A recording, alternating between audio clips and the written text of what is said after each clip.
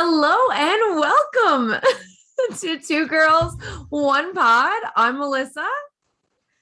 I'm Crystal. Crystal's dying laughing. I didn't tell her that I was going to change up the music. And I don't know what our rights are, so I couldn't really let it keep going. I had to just kind of do a quick short clip.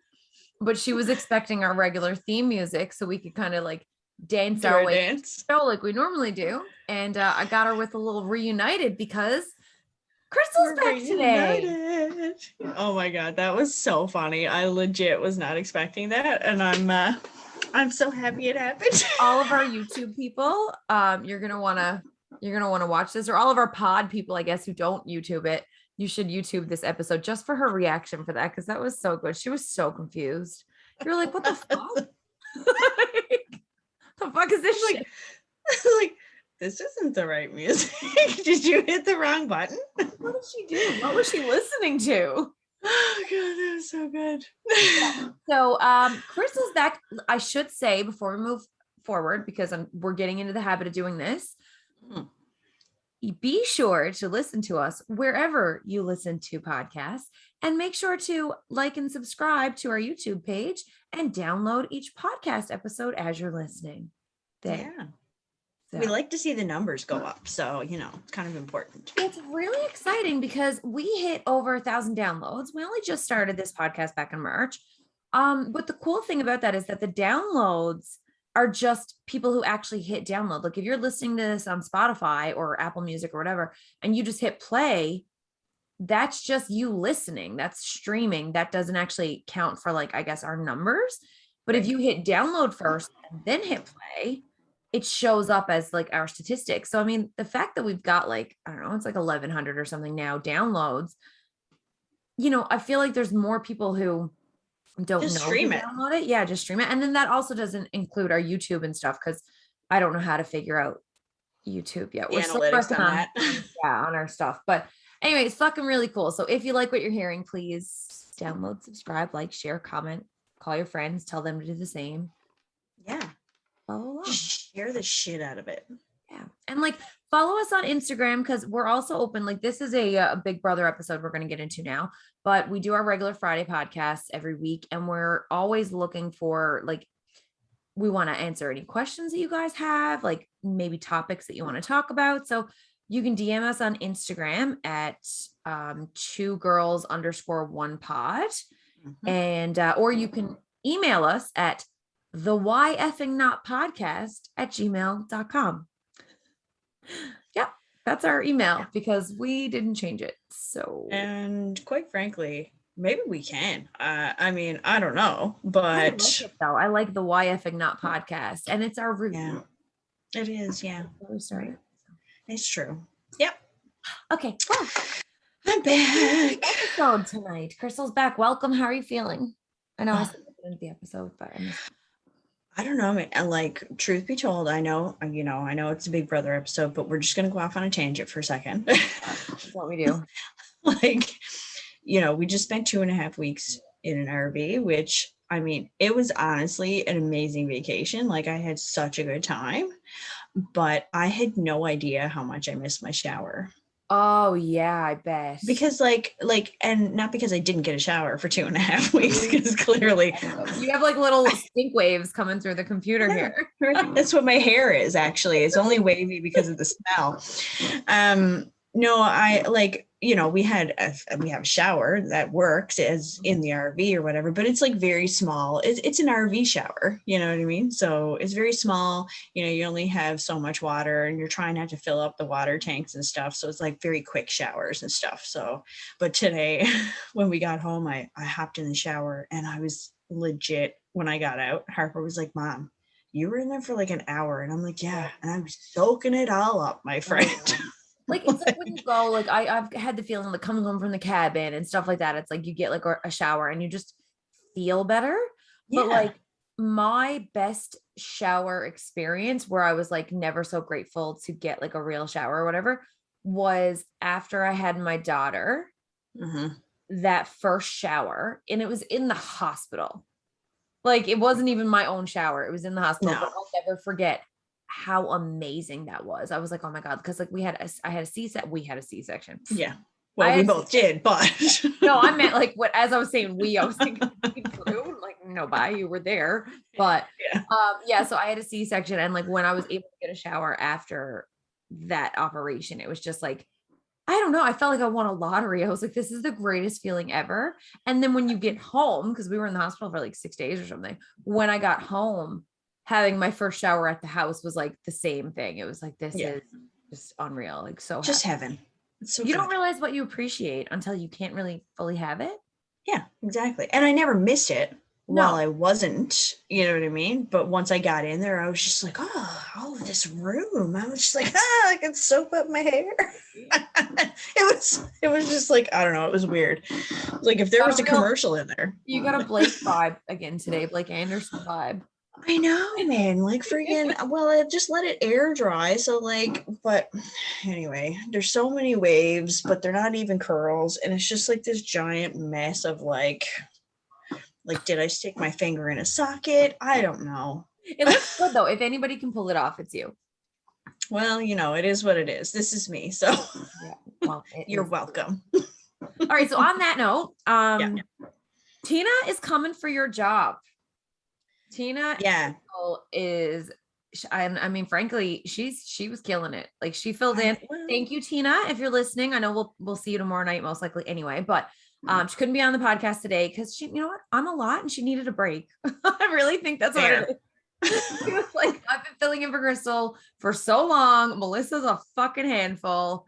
Yeah. I need a night off. Crystal's back. Like fill in. Yeah. But no, she did a really, really good job. You'll hear it. I know you're gonna go back and listen, so you'll hear it. She did a really good job while you were gone. And now I think she's a regular. I think she's part of our show. I'm pretty thankful. So shout out Tina Thistle. Yeah. I'm really thankful that you stepped in for me. But fuck off. You can't have my job. But I do love you. And you can come around. I don't know. I think I like this battle. Let's keep going. Let's see what happens. I will say I'm really grateful that Tina answered our Instagram message many moons ago when we were like, hey, we're big fans. Like, love to interview you. And then she said yes. And me and you were like, oh my God, she said yes. She wrote us back. Now we're wedging our way into her life slowly. Right. Like a parasite that way. Well, it's like we're kind of like those people. It's like, when you're like really too much for somebody, but you just stay there and then you keep like picking away. And it's just like, you know what? They're not actually that bad. So then they just let you stay. Well, that's what it's like for us. I'm married. Right? Like I just warmed down slowly. I was like, come on, marry me. I'm a good time. Just do it. I'm a good time. That's it. I'm good people. Right? Yeah, we're a good time. So it's so funny too, because I mentioned to Jason about a couple that I had put out a bunch of messages to other people, like current Big Brother contestants. Yeah. And I was like, we might even get one of them on the show. And he was just like, well, that's going to be a shit show. And I'm like, why? And he was like, it's going to be brutal. He's like, with the two of you? We are a hoot. I was like, I don't know what you mean, Jason, but we are a time. You know what? Jason is so out of our fan club. I know he didn't want to be in it in the first place, but now he's not allowed in it. And he's going to want to ride that train once we're world famous, which we're doing. It's happening. Exactly. I'm going to send out a big old F you to Mr. Murphy is what I'm going to do. But he is also like my frenemy. Like we like to fight with each other, but we're secretly best friends in my mind. Exactly. Yeah. Doesn't know it yet. Okay. All right, guys. All right. Sorry about the tangent. We've been apart and we missed each other. If you don't like it, skippity doo dah day over to another podcast. Just kidding. Download the episode first. And then fast forward it. Make it seem like you listened so that we get our okay. So I do have two notes that I wanted to start with before the show. Okay. The first one was my first note I made at the opening scenes was, how is Xavier not in a showman's yet? And then the episode rolled out and I was like, psychic. Mm-hmm. But then my next question, Tina and I touched on this last episode. Okay. So you saw this is what, Wednesday? You saw Sunday's episode? Yep. Okay. I just watched Sunday and tonight's episode. Oh, fantastic. So Whitney's sports bra. Oh, my Lanta. With the buckle and the hoodie that she uses to cover it. So it's like, oh, but I got a little bit of coverage right here. And it's like, yeah, but that's not even the important part. What do you think about that sports bra is the first question. And the second question is, would you wear that to the gym? I think that sports bra is a lovely sports bra for underclothes. Okay. Okay. Would like I wear layer. that to the, yeah, it's a layer. That sports bra is specifically for going out. You are going downtown and having a time in that sports bra. That's lazy. Would I wear it to the gym? Fuck no. No. Fuck no. Fuck no. No. No. Mm-mm. Fuck no. No. For starters, we've already had this discussion. My ladies are uneven as it is. So I'm not showing it off more. It's ridiculous. Your belt buckle's just lopsided. It's just Right? Like, you didn't use a level for this. Exactly. Right. So it would accentuate it. It would be a problem. People would be looking at me for other reasons. They'd be like, what's on the go with her buckle? Mm-hmm. And, quite frankly, it just wouldn't look right. I mean, I think it would look gorgeous. But I just had to ask that question because Tina and I discussed it last week. Yeah. If I had Whitney's body, that was my answer. I was like, right now, fuck no, like very much exact same reaction. I was like, no, bye. I mean, maybe if someone paid me to wear it. Yeah. Like I don't have a whole lot of shame. You know what I mean?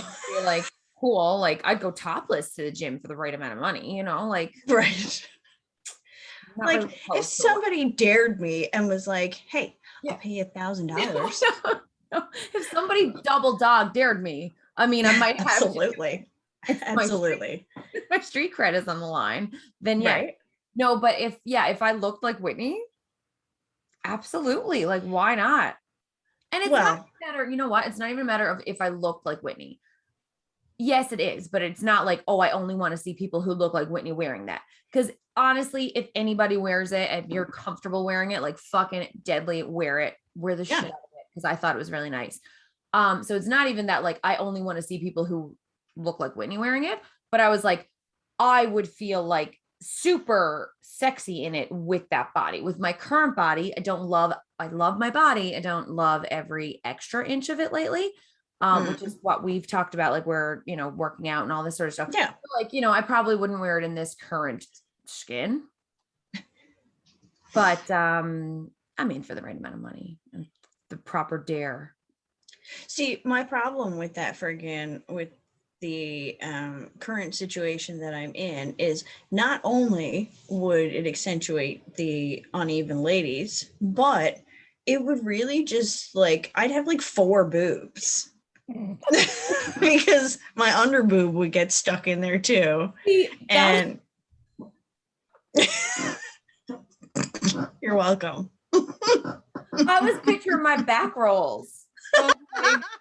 I would look like a bakery from behind. Like there'd be a lot going on, But dude, she has a banging body and good on her if she wants to wear that. If you have that kind of confidence, I say go for it. And it was I don't. As fuck. Like it looked so good, but all the same, it was really good TV and really funny to watch the guys razz her, like Derek F and Christian, and like their face, like Christian's face when she covers a little, like he had to pick his jaw up off the floor. Like that was so funny. It was so funny. More of a style. Like I think that the reason that they were razzing her, it wasn't because of the shirt or the sports bra. It was because she was saying that this was like a gym bra, and they're like, you move wrong, and that like your nipples are everywhere. You know what I mean? So like that's what made it really funny. She was trying to explain that, like I could do burpees in this, like fucking right, but I can do burpees in a regular sports bra.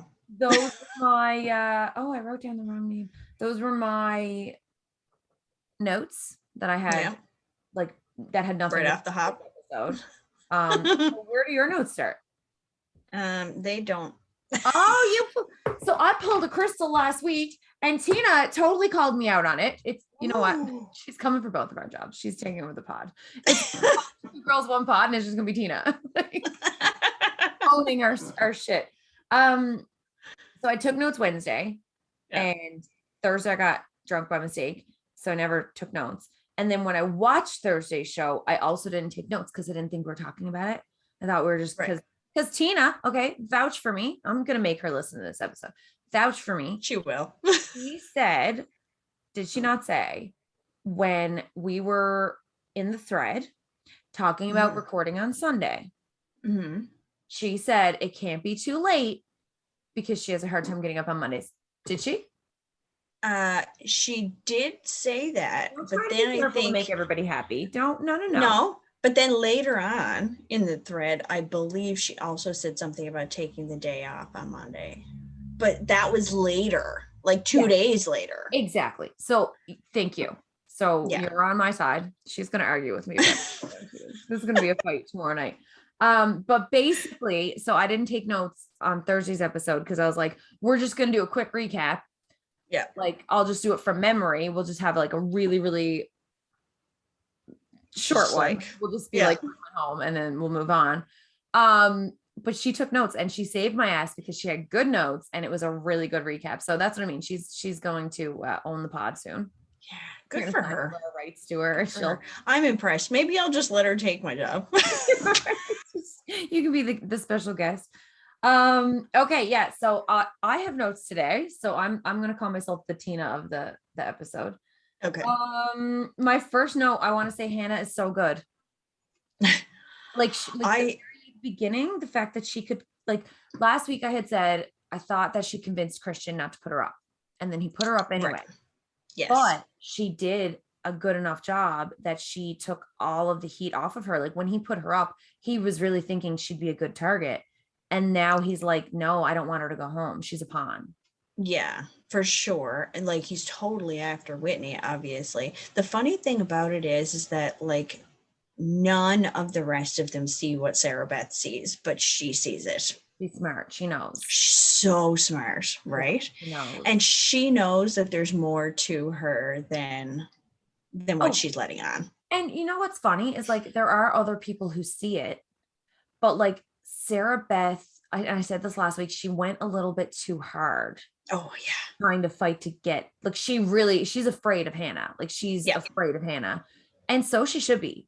Like Sarah Beth is a really smart player and Hannah is clearly a good smart player. So, you know, she's not wrong to want to get her out, but I think she might've been pushing a little bit too rough. Like it's not her HOH. Exactly. And, you know, if anything, it keeps Hannah around for another week as a target. You know, it's like, it's been floated out there and now maybe it'll stay in people's minds. Right. But anyway, I said that she is very smart. She also clocked Xavier wanting to keep Hannah. Yeah. Yeah. She saw that. Which was, like, I think that she sees that there's something else going on there, but she's not 100% sure of what it is yet. I think she thinks that it's more of a showman's thing. Okay. Yeah, because they're doing this whole brother-sister thing, and I'm like, but you're cuddling a lot. Yeah, it's weird. I'm like, I don't snuggle with my brother like that. I mean, I like him. Yeah, but you're not like, it's not. I know we're going to go sidetrack now, but do you remember Friends? When Rachel was dating this guy, the episode of Friends. So Rachel was set up with this guy and she was dating him. And when she got to his house, there was a girl there. Or she saw him like on the subway or something with a girl and they were like holding hands and turned out to be his sister. So she was like, oh, okay, that's fine. Like it's just his sister. But then like she went over to her house and they were having like tickle fights and chasing each other. Yes. Yeah. Like, and it's like, for him. Yeah. It's like, that's weird. Yeah. That's kind of the Xavier Hannah vibes I'm getting. But the funny thing is that I don't think like they are strictly platonic because she really does have a thing for Derek X, right? And he doesn't have a thing for her at all. That he says, yeah, okay, so maybe right.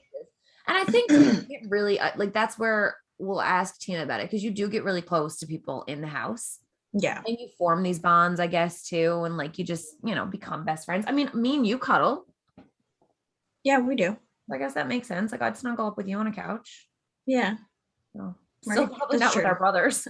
It's yeah. How funny is that, you know? It is weird actually, now Yeah. that I think about it. No, not my brother, but like strangers and friends. Yeah. I'm like, I feel like we have snuggled up on a couch. Oh, we definitely have. We've gotten loaded and like passed out. Girls' night. Right? Karaoke. Oh boy. Okay. Hmm. Okay, Sarah Beth, Xavier. Oh, Xavier checking in on Whitney. How sweet is he? So he's my new crush. He's so nice. I really like him. Like he's the sweet. Yeah. And he's a really good player. Like he is playing a deadly social game. Yeah. Like the fact that he's going and checking in on people, but he seems like he's really like Genuine. he's He really genuine. Yeah.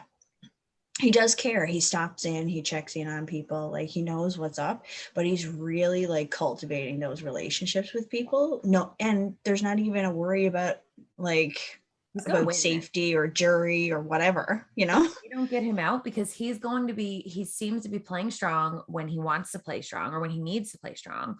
Yeah. But like you said, he's building those relationships with people so that even when he is making these powerful decisions, people just kind of go with him. And they're also thinking about the other targets. Like, I mean, we've got huge alliances. He's in the biggest two alliances in the house. Yeah. Pretty well like the master of these alliances. And then when everything starts to break off, you've got Derek X and you've got Christian, who are still these big, strong competitors. Sarah Beth, Hannah, like, you know, we've still got these big competitors, big personalities that everybody else can kind of fight. And then Xavier, I think, he's going to go under the radar, but not under the radar. Yeah. You know, it's going to be like, what's going to win. He's very well liked by everyone. Yeah. And like, I think a couple of people have actually said, you know, like, you're my favorite person in the house. Whitney said it at that point when they were having that conversation. And I think a couple more people over the last couple of episodes have more or less kind of, you know, I think Brittany had mentioned something about it at one point when she was up on the block there a couple of days ago. Up on the block, he went in and checked in right away. Like, yeah. You know, and I mean, that was a move that could have got him a lot of enemies. Yeah. Because it was her second week and she wasn't the target and blah, blah, blah. You know, like checking in on her and winning everybody over. He's good. Yep. How about Christian doing his 6 backflip burpees? Same though. Same. Like I was watching him and I was like, you can only do 6, Christian. They're like, right. It's like, I could definitely do at least a half of one. Yeah. Like, I mean, I'm not going to, because I'm not a performer. I'm not just going to turn on and do your like to show off. Yeah. I don't want to make other people feel bad about how incredibly fit I am. As I'm saying it, I'm looking at my giant oversized hoodie. Like fucking like, who's that girl? Is it Veruca on Willy Wonka? Veruca Salt when she turned into the blueberry. That's how I looked at myself just then talking about my backflip burpees. So okay, we're not going to talk about Christian and his fucking deadly burpees. I was just like, that was like the worst. But Brittany was right when you see her in the diary room. She's just like, why don't you just paint a huge target basically on your back? It's just like, look what I can do. You need to settle down. She saw him do a backflip and she's like, do some more, do a burpee. Like, but she's also like super active and competitive. She is. Right. Yeah. So it was probably like not strategy, but a little bit mixed in. Yeah, for sure. Smart. Oh my God, Azza. Giving Whitney the side eye when she was like flirting with Xavier or giving him a massage. That was a cold look. I'm just saying, I really like Azza. Yeah. But she made me feel really cringy. It was this episode. Awkward.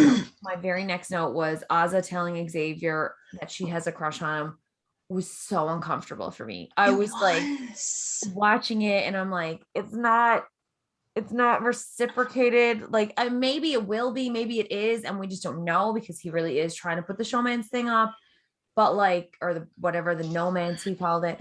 But like, it was really uncomfortable. It made me feel weird. Yeah.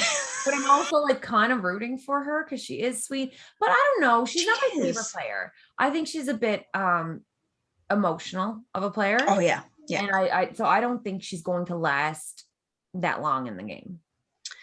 I think, quite frankly, if someone from the cookout is going to go, she's first. First, yeah. Unless there's a flip and Hannah goes this week. Right. Which I don't. Which I doubt. I got my doubts. So funny. Oh yeah, I just said it's so funny that the showman stuff is coming up now with Xavier when it was the first thing I said at the opening of the episode. But whatever. Big brother for reading my mind. Derek X. So I know it got changed closer to the end, but I did make a note and said he's such a good player. They're literally calling him the veto king. They're saying, I'm going to use Derek to get this veto for me because he's the veto king. He's in the biggest alliance in the house and he's not on anybody's radar. Nobody's until later in the episode. But like that is that's good. That's good gameplay right there because he's same thing as Xavier. He's becoming friends with everybody. He's winning challenges. He's showing he's a strong competitor, but he's also until the end of the episode loyal, and his social game is really good. To be fair, he appeared loyal all of the time, and it's just the situation. It was the situation in that moment either. It was just a slip of the tongue. It was literally just he knew what was happening. He was in a room with all of the people, but like there's always a moment in every single season of Big Brother, whether it's Canadian or US, where somebody puts their foot in their mouth. Yeah. And I can 100% guarantee you, if we were on it, I would be that person. Crystal. You would too. We do it together. Do you remember the sour cream incident at the restaurant? I think of it fondly. I thought of it the other day while I was eating sour cream with my nachos. I was like, I remember that. That was a great day. I told Tina about it on the last episode because it was a Brent situation. It was when I think it was Hannah had been talking about Brent and he was stood up right next to her. Right. So I told Tina, I was like, that happens. And I told her about the sour cream incident. So, I mean, if me and you were in that Big Brother house, I think we would be talking about someone who's like next to us, guaranteed. Oh, 1000%. We definitely would.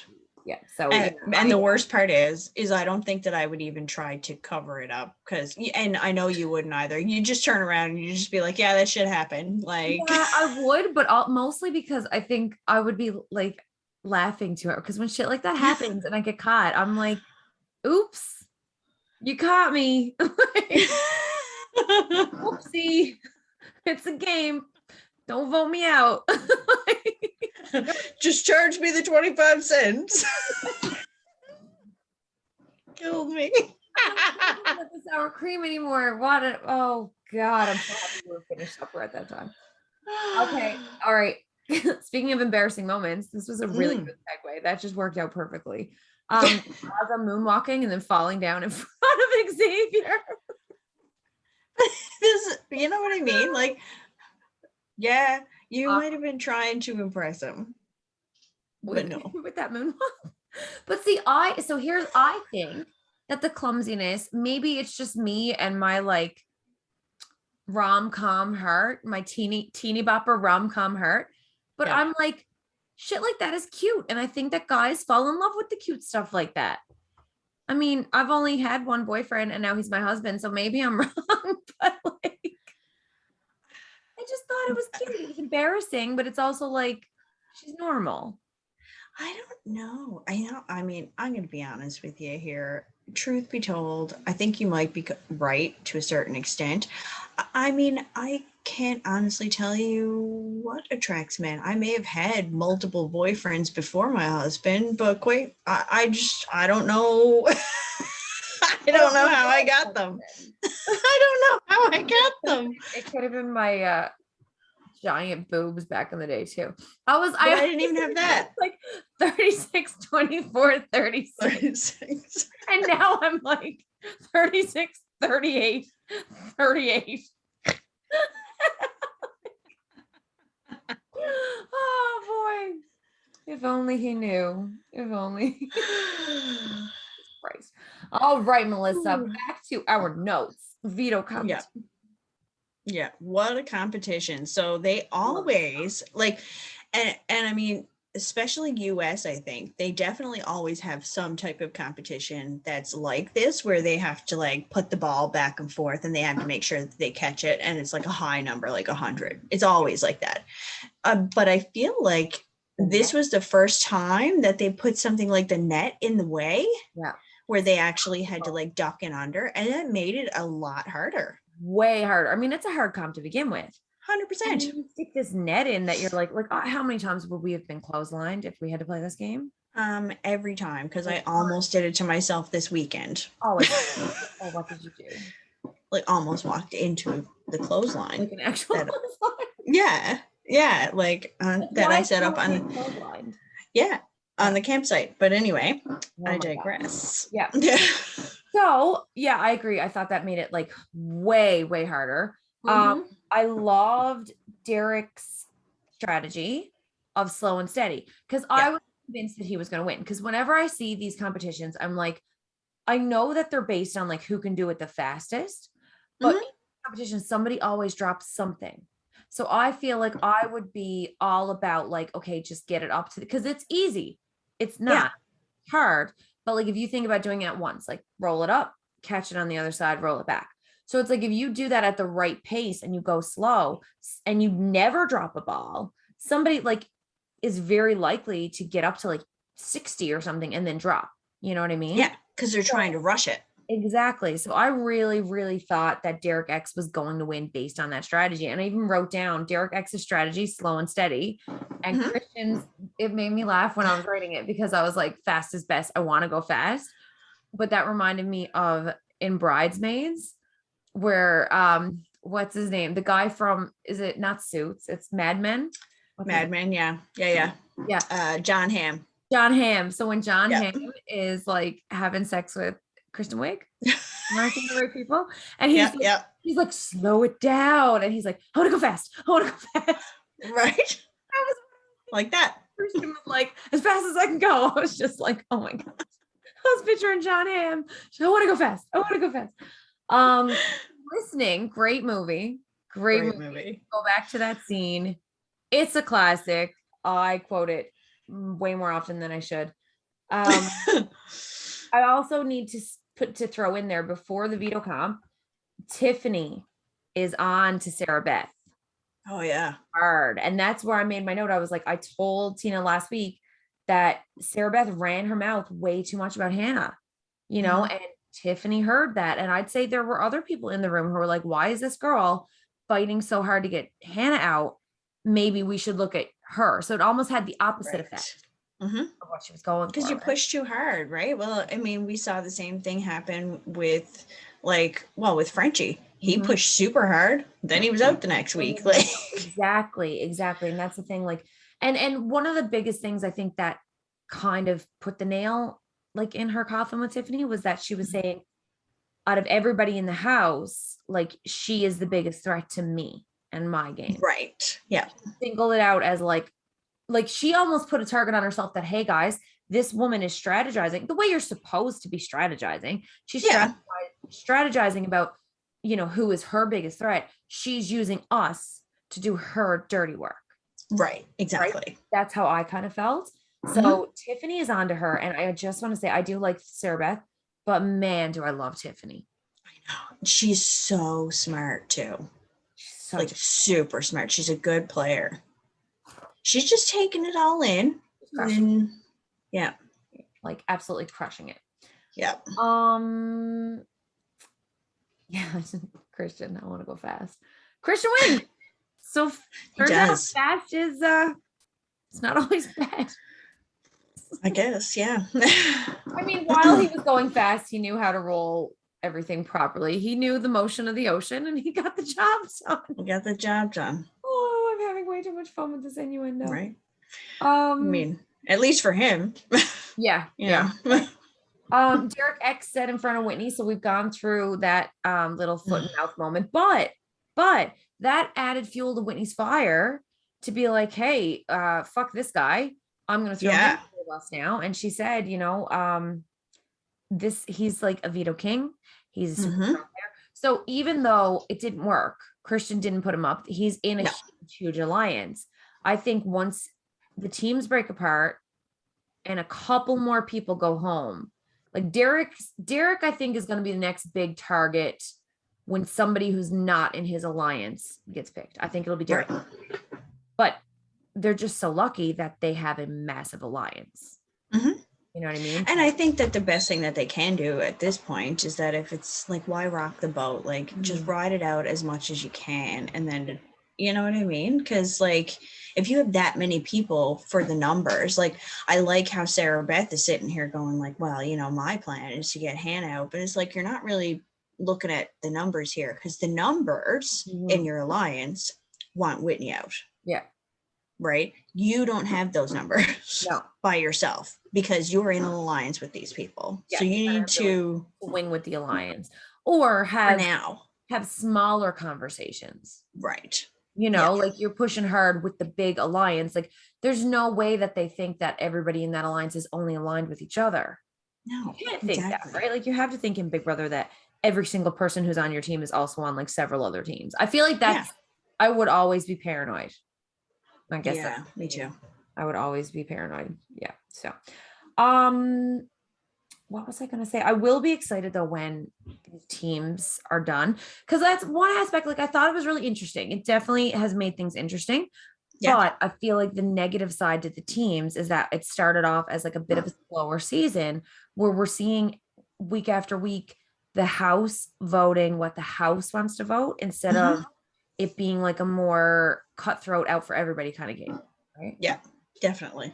Which is what I found like Big Brother Canada was this year. That was like, you did not know what to expect one week to the next. And this one is becoming very predictable.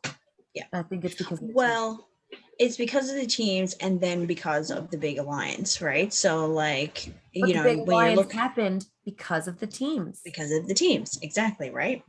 So like, at some point, I hope it does break up, because I just, like, for instance, when what's her face, Claire, won that safety.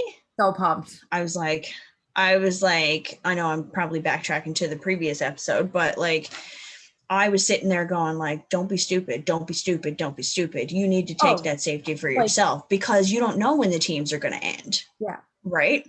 Imagine though, like, and she was like, oh, this is a hard decision. No, the fuck it's not. Easy decision of the game. Yep. Literally of the game. If they had to be like, here's the thing. If they had to say, if I was in that show and they were like, okay, we're going to give you safety and tell jury. However, you have to decide in the next minute, the next person who goes home, or the next two people on the block, or something crazy that would get you like a lot of blood on your hands. I'm like, I would turn around like, eeny, meeny, mo, like whatever, get out, give me the fucking card. I'm staying here till jury. Like, that's huge. Definitely. That is huge. It is. Yeah. But Christian wins POV. Decides keeps noms the same. Not to use the POV. Keeps noms. Duh. So we have Whitney and Hannah up on the block for the end of the episode. And who do we think is going home? Oh, Whitney's going home for sure. I think so too. Yeah. I mean, Sarah Beth at the end of the episode was like, I'm going to work to get Hannah out and blah, blah.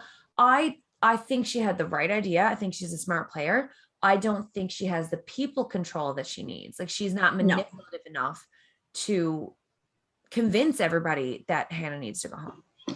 Okay. So like, just like we already know that her giant royal flush alliance, that's like all the kings, right? So that's 4 of them, which she's one of them, right? Yeah. So she has 3 other people there. And then the queens, that's another 3. They're all going to vote together. They're going to get Whitney out. So that's 6 people right there. You know what I would like to see this week? And I think it would be a smart thing to do. Like, I would do it if I was in the house. If everybody decides to vote out Whitney, and I'm wondering if Tiffany might do it because she's smart. I think she might do it. It would be really smart if everybody decided to vote out Whitney, for Tiffany to throw a vote out at Hannah to make the house believe that it was Sarah Beth. Sarah Beth.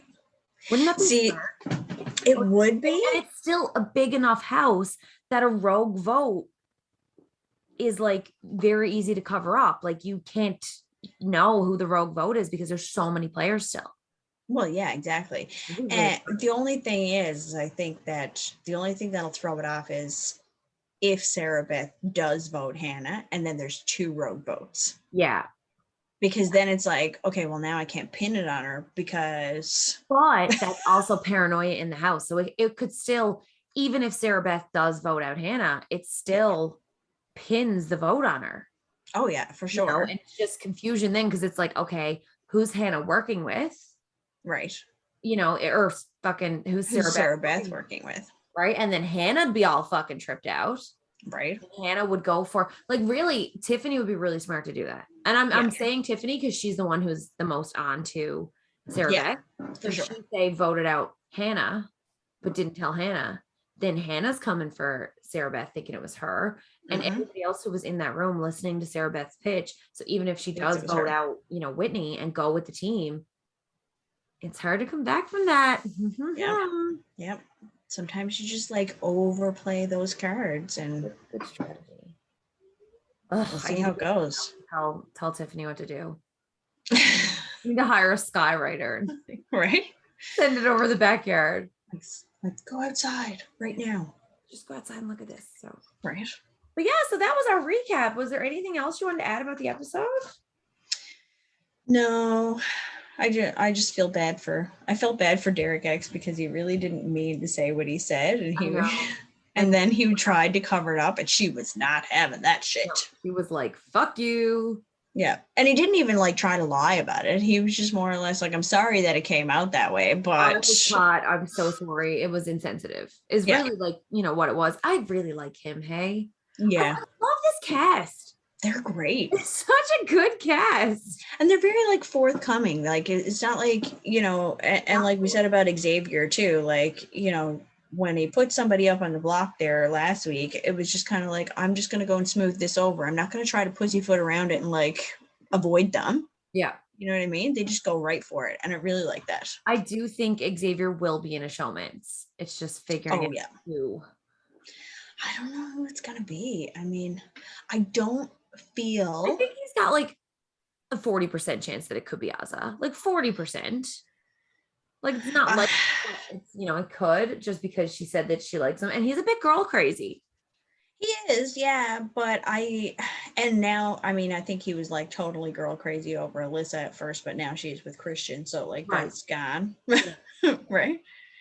So who knows? I don't know. I didn't get the vibe that he was like totally into her. Yeah.